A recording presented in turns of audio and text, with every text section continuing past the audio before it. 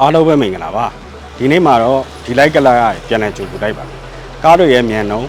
စွမ်းအားတိကျမှုတွေရဲ့နောက်ွယ်ကလိုအပ်ချက်တွေကျွန်တော်နဲ့တူဖော်ထုတ်ရတာ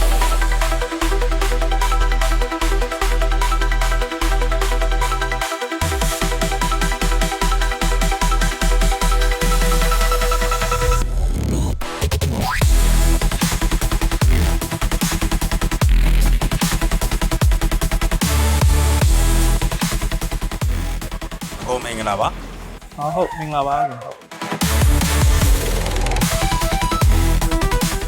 ဟုတ်ကျွန်တော်တို့ဆိုင်မှာကဒီ AM tuning မှာကအဓိကအဖြစ်တော့ဒီ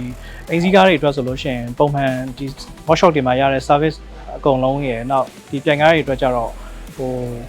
factory standard ကနေပြီးတော့ထပ်ပြီး upgrade လုပ်ချင်တဲ့လူတွေအတွက် service ပေးပါတယ်ဟုတ်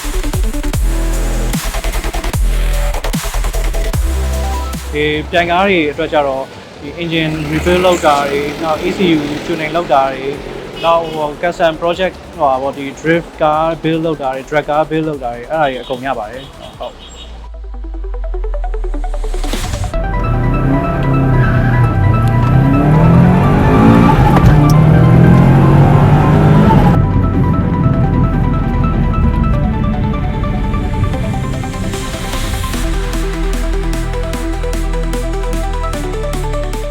ကျွန်တော်တို့စီမှာကတော့ဒီ service တွေအကုန်လုံးနဲ့ပတ်သက်ပြီးတော့ဒီ service running ကတော့အကုန်လုံးကိုပေးထားပါတယ်ဒီ pass တွေနဲ့ပတ်သက်ရင်တော့ဒီ factory ကပေးတဲ့ running အတိုင်းကိုကျွန်တော်တို့ AM tuning ကနေပြီးတော့တစ်ဆင့်ပြန်ပြီးတော့ running အပြည့်ပြန်ပေးပါတယ်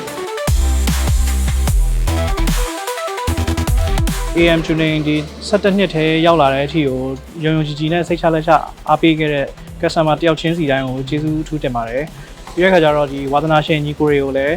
ဟိုဒီမဲ့ knowledge sharing နဲ့ပတ်သက်တဲ့ဟာလိုတာပါညာရှိလို့ရှိရင်လည်းလမ်းပြီးလို့ရပါတယ်ဖိတ်ခေါ်ချင်တာကတော့ဒီကိုယ့်ရဲ့ကားကိုဒီ performance ကို next level တခုထပ်သွားချင်တဲ့ညီကိုတွေအတွက်ကို AM tuning က welcome ပါလို့